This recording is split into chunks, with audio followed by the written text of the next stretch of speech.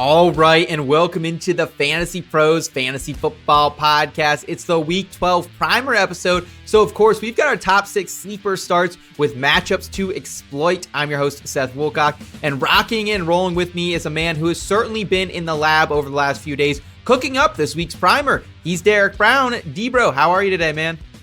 Doing good, buddy. Last week's episode, we had a lot of fails with injuries and then players not playing because the Raiders didn't want to even try to win the game, so Tyler Lockett was a bust. But Christian Watson led people to a lot of wins last week, so we're back at it, man. Hopefully we, I kind of look at this as not like batting average, like if we're hitting 33%, we're doing good. I'm hoping that we're hitting at least 500 and helping people out with some decisions and win some matchups this week, man, and every week. I absolutely agree, and I don't think there's a more important time for the primer episode than this time in the season, right? I mean, lineups are bare. Every single week we're getting hit with more and more injuries to people we drafted and have acquired on the waiver wire, so we got to go digging, and that's what we're going to do here today. We're going deep today, dude. We're going deep. Remember how they said when you were growing up you can dig all the way to China? That's what we're doing today. We're digging all the way to China, boys and girls.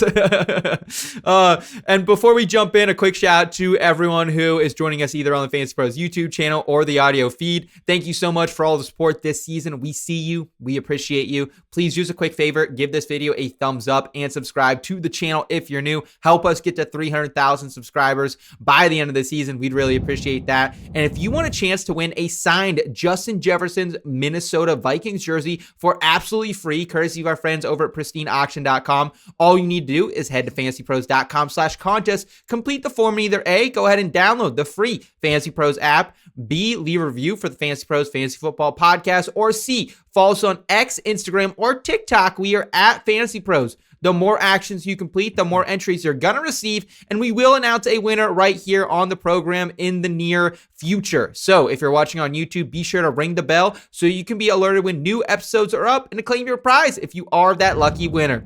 D-Bro, let's go ahead and jump into the sleeper starts, and it starts with my boy, Sam Darnold, taking a trip to Music City. Yeah, Sammy Darnold, man. We've seen more old Sam Darnold than we'd probably like to see over the last few weeks. Like since week 7, it's been kind of rough. Like dude's led the NFL in that time span in interceptions, second highest turnover worthy throw rate. But that's where we get to the Tennessee Titans, and they have been kind of the get right elixir for a lot of quarterbacks. And I think that could be true for Sam Darnold this week. So I think he's borderline QB1 worthy. Definitely a start. Like if you're debating on whether playing him or say like Caleb Williams, I would lean in the direction of Sam Darnold, because since week 7, Tennessee's given up the 10th most passing yards per game, the 4th highest yards per attempt, and the 6th highest success rate per dropback. Yeah, I'm totally with you on Sam Darnold. I know this necessarily isn't a betting show, but a couple trends just to show how good the Seahawks are on the road, Derek. 6-0 ATS as an away team this season. 3-0 ATS as an away favorite this season as well. 3-0 ATS in non-conference games. So really, any way you slice it, I love the Seahawks this week. I even laid the 13.5 points, and I was going to say, they're going to cover that big line. I have it. I mean, it sounds square. I didn't love betting that number, but at the same time, like Sam Darnold, this has been the spot where he's been really, really good. And right now, like the Tennessee Titans as a whole in the season, they've been allowing the 3rd most points per game. I think with no Calvin Ridley too, maybe Cam Ward struggles a bit more than usual, which is still struggling a lot to move the ball. So maybe there's some short fields for JSN, Ken Walker, and Sam Darnold to take advantage of. I don't disagree with you at all. And for everybody, like, look, if you haven't read the primer yet, also, I think Tennessee's run defense could have sneakily improved. I wrote about that a ton in this week's primer. Okay. So this all, I think to wrap a bow on this all kind of like all roads kind of lead back to Sam Darnold, whether you want to talk about them being heavily favored, the good matchup, them wanting to inject some confidence into Sam Darnold heading down the back half of the season. And if the run defense is improved marginally, a lot, possibly with T'Vondre Sweat and Jeffrey Simmons both back on that D line, then Seattle's going to be forced to throw the ball. D-Bro, let's also get to the wide receivers, where it's the time of year where I love to invest in rookies, right? They finally start popping off. They can finally overtake some of those veterans on the depth chart. We've seen it in Houston, and now we're also starting to see it in the Windy City. Yeah, dude, it's Luther Burden week. I think Luther Burden could pop off for a big game in this one, and he finally usurped Olamide Zaccheaus as the starting slot for the Bears passing offense. Last week, he had a 61% route share. He was second on the team, Seth, and this is going to kind of go under the radar for a lot of people. Second on the team last week with a 23.8% first read share. So now, like, we're talking about all this stuff, Luther Burden being a full-time starter, rookies in the back half of the season. The matchup this week, because the Steelers are still running single high at the fourth highest rate in the NFL against single high. Luther Burden leads the freaking team with 3.3 yards per route run, and the Steelers since week 7 are giving up the 7th most PPR points per target to slot wide receivers. So whatever box you want to check, I mean, they're all basically getting checked. That leads us back to Luther Burden as a strong flex play this week. Yeah, the interesting thing about Burden is you and I both not super high on him as a prospect. Yeah. But the opportunity is coming, and it's been here. Like, what I like is the efficiency, right? I like when we can have a small sample size, and it's obviously not going to be as efficient when that expands out to a full workload. But at the same time, like, you look at yards per route run, you mentioned it right now, top 10 in the NFL. You look at target premium, target separation, top 5 in the NFL. Also, one of my favorite metrics, quarterback rating per target. Luther Burden, 4th in the NFL, 126.3. So when Caleb Williams finds him, he's having success. And with the 4th most target separation versus man, I think Burden's really starting to flourish a little bit. And Ben Johnson would be kind of dumb not to use him, right? And now he's starting to, like, would you rather start Luther Burden or DJ Moore? Is that a bridge too far? It's not a bridge too far. Okay. Especially if you look at the coverage matchup.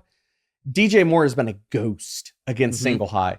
He has been so coverage matchup dependent. Like, they use him a lot versus two high versus single high. And again, we're talking about this matters because the Steelers have been running single high over the last 2 years at a top 5 clip. So this isn't just like small sample variance, things like that. They have been single high heavy. They're going to continue to be single high heavy. And yes, I'm going to have Luther Burden probably ranked over DJ Moore this week. And that's going to be, I know they're not close in ECR, and I think that's wrong. Yeah. I think with Jalen Ramsey now, like, totally out of the slot, not playing the nickel anymore. It's Brandon Echols who we have there for the Steelers. I don't really like Brandon Echols, honestly. I think he's kind of just a plug and play guy. Not very good. No. Yeah. So I feel a lot better now that it isn't going to be our guy, Jalen Ramsey, on him. So D-Bro, let's go to your next wide receiver. Who do you have for us, my friend? Again, we're going deep, baby. Andrei Iosivas, he is buried in ECR. I'm all in this week. And this really comes down to how I'm projecting this matchup. I think T. Higgins is going to get shadowed by Christian Gonzalez. And if that's going to be the case, no Jamar Chase, who else is going to step up, dude?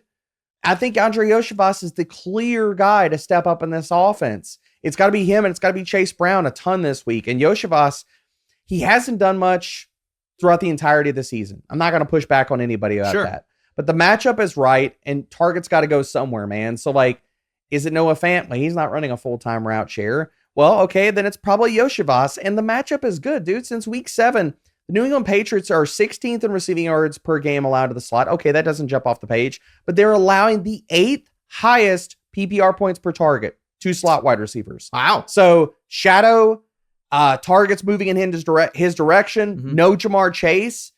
Again, we're trying to read tea leaves when all of these different factors all stack up in the favor of a player. We probably need to take that as signal and not shy away from it, just saying, well, he hasn't done it at any other time. Okay, well then, are you really? I mean, I know I'm going out on a limb here, but if you'd have followed me out on that same limb, you would have been playing Christian Watson, you'd have been playing Troy Franklin, you'd have been playing Alec Pierce in previous weeks, and you would have played Mac Hollins in previous weeks. So those limbs can look shaky, but be pretty freaking sturdy and provide fantasy points, man. Yeah, I'm with you there. And the thing I like about Iosivas is he always carries touchdown equity, right? He's always been a guy, even from when he first came to the NFL, and even when he's not used that much, he always seems to find the end zone. And the New England Patriots, Derek, over the last 4 weeks, they are number 3 in most receiving touchdowns to opposing wide receivers. You bump that out to 4 weeks, a month-long span, they're second with 7. You go to the entire season, they're also top 3. So despite Christian Gonzalez being locked down on the outside, they are still allowing a ton of receivers to find pay dirt. So I'm with you on Iosivas there. And speaking of New England, you're staying in this game for your next sleeper start. I am. And also to add to Iosivas for your point about touchdown equity, over his last 5 games, he has 4 red zone targets. So he's getting targeted. Maybe not a ton, but inside where it counts inside the red zone, he's getting targets. But that leads us, and I'm going to give this as a twofer, okay? Because right now we don't know the status. I think Kayshon Boutte plays this week. If he doesn't, roll Mac Hollins into this analysis. They're playing basically the same freaking role. Mac Hollins assumed the field stretching role when Kayshon Boutte was out. Yep. So if Boutte's out, roll Mac Hollins into what I'm about to tell you right now. But one of these guys is going to pop off. If Boutte is active, plug him in. Strong flex play. Because what it comes down to is DJ Turner is probably going to shadow Stephon Diggs. And again, looking at shadow coverages, that's going to push targets in the direction of other players. Is it a good matchup for Travion Henderson and Hunter Henry? Absolutely. It's also a really good matchup for Kayshon Boutte and Mac Hollins, whoever plays the field stretching role in this passing game, because like I talked about, DJ Turner probably following Stephon Diggs, the target bump there. Plus, if Turner is in Diggs' back pocket, that means one of these wide receivers is going to see a ton of Dax Hill and Josh Newton. Both these players are giving them 90.8 or higher passer ratings and coverage. And as well as, you talk about the downfield role in the Patriots passing attack. Since week 6, the Cincinnati Bengals are giving up the 7th highest deep ball completion rate allowed and the 5th most deep passing yards per game. So whichever one of these guys is going to be running opposite Stephon Diggs all freaking day can pop off for a big day. I really hope it's Boutte, man, because I said it when he first went down to injury that I was expecting maybe Drake May's ceiling to also come down without him. Nope, and it hadn't. Yeah. And honestly, dude, like I think like Boutte is a key cog in this offense right now. Fantasy points per target, number 1 among the position, 3.1, Derek. Quarterback rating per target, number 1 for Boutte. So like Drake May and this guy have a really great connection. And it's also crazy to see that he has that good of a connection with a guy whose ADOT is 17.1 yards, right? I mean, they're just long connections and they seem to have it. So I'm looking forward to Boutte being back specifically because I have a ton of Drake May shares that I need that ceiling to be re-upped. So, Derek, you got one more wide receiver for us, and it's someone who's coming on Monday Night Football, maybe a little Monday Night Hero action you're calling here. Yeah, dude, and I know he's a little bit higher in ACR, but I think people are going to really struggle about what to do with Ricky Pearsall this week. Yep. And I'm telling people, play him. Okay. If you read the primer last week, you knew not to play him. You knew that the down week was coming. So nobody should have been surprised about that if you were ingesting the content. But I think this is a bounce back spot for Ricky Pearsall. So last week, he only got a 7.7% target share, had 1 reception, 0 first reads. It wasn't good. The coverage matchup was not in his favor. This week, and he's playing the Brandon Ayuk role in this offense. He's the single high beater. He's the guy they go to when they get single high coverage. And since week 8, the Carolina Panthers have utilized single high at the 11th highest rate, 56% of the defensive snaps against single high this year. Ricky Pearsall, 23.6% target share, 3.87 yards per route run. And he's at a 31.9% first read share. So I think that you're going to see Ricky P get a lot of targets early and often against the Carolina Panthers. Yeah, we've seen 3 straight games where a wide receiver has gone over 90 yards against the Panthers. And I don't know how you feel about the Panthers offense, but I think it's cooking with enough gas right now, specifically in some more tougher matchups than what San Francisco is going to provide, that I think Bryce Young can actually throw and keep them in this game where the 49ers just can't get up and rest on their laurels. Because I think that's the only way this goes sour, Derek, is the 49ers get ahead, Pearsall doesn't do anything in the beginning of the game, and the Panthers can't come back. But I think they can be in this game with how bad, in particularly, that San Francisco defense is. Yeah, I agree with you. I think Carolina, and just a peek behind the curtain, I also consider like Xavier Legette, Jalen Coker for this, because I think the Carolina Panthers can push them. Their secondary has been bad. They're not pressuring the quarterback. And if Bryce Young, again, like this offense is kind of dinged up, like does Legette play? Does he not? Bryce Young, is the ankle thing going to bother him this week? This all goes back to the 49ers defense has not been good, man. So I think however you slice this up, the 49ers are going to be pushed in this game, and they're going to need to put up points. I love Bob Saleh. I love everything that man brings to a defensive coordinator position, but you can't overcome some things, right? You can't lose Bosa. You got to have talent to be able to do stuff. Scheme is only going to carry you so far, dude. Yeah. you just can't lose some of the absolute stalwarts they had on that side of the ball, man. Yep. Like, yeah, so I'm with you there. Before we get to the final mention of a sleeper star, I wanted to remind everyone that you can dominate your fantasy football league with Fantasy Pros Premium, now available for absolutely free for 6 months when you deposit and place your first wager at any of our partner sportsbook. And yes, it does include our friends over at Hard Rock Bet. The easiest free way to get full access to our top fantasy football tools all season long is with FP Premium. Go to fantasypros.com/premium and get yourself started. And Derek, bring us home. You got another Seattle Seahawk, this time coming in at the tight end position. Well, if we think Sammy Darnold's going to have a good game, I think A.J. Barner's going to come along for the ride, dude. And it is tough in the tight end streaming weeds. It is rough, man. I mean, it's rough, honestly, just this week, finding sleepers like amongst all these different positions. And again, like running back is a mess. That's why we're not talking about running backs this week, because if I don't feel good about it, I'm not recommending players to people. I'm just not. So going to the tight end position, though, like A.J. Barner, there's a lot of things to kind of dice through here. Like since week 10, he has been much more involved in the offense, has almost an 18% target share, 35 receiving yards per game. This goes back to, and we talk about coverage matchups a lot because I think they matter, man. And the Tennessee Titans defense, you're looking at, they run a lot of too high. It's the third highest rate in the NFL that they utilize too high.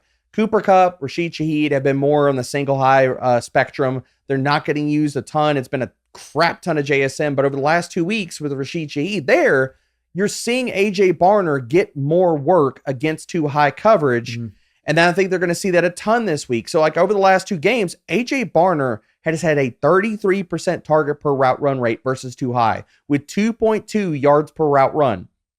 If that continues this week, Tennessee hasn't been a wonderful matchup for tight ends, but now they're kind of middle of the road. Like over the last 5 weeks, they're 17th in schedule adjusted fantasy points per game allowed. Yes.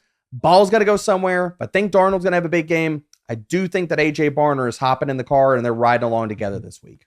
Little squad ride there. I like it, man. A.J. Barner quietly has the 6th most total touchdowns for the tight end position with 5 of them. And you look just back at some of those game logs. I didn't think coming into the season or even midway through the season that Titans were really a matchup I wanted to attack, specifically at the tight end position, because teams can get up. They don't have to throw on them. But I mean, look at some of these game logs, Derek. It's 6 for 51 for Dalton Schultz last week, 5 for 68 for Gadsden the week before.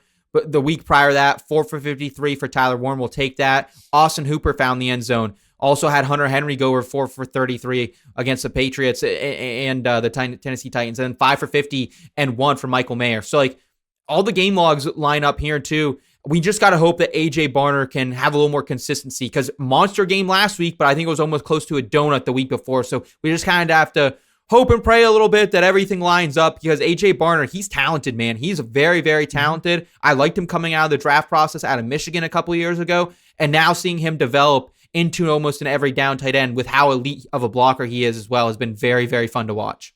Yeah, it's been fun to watch, man. And all those stat lines that you threw out there, even if we're talking about like 3 for 30, 4 for 40, if you throw a touchdown on top of any one of those stat lines, you're talking about strong, if not maybe like top 5 to 6 tight end for the week type of fantasy numbers. Like, it didn't take a lot to get you there, man. No, it doesn't. 4 for 40 in a PPR league is 8 points. Throw 6 on top of that. You're talking about 14 points.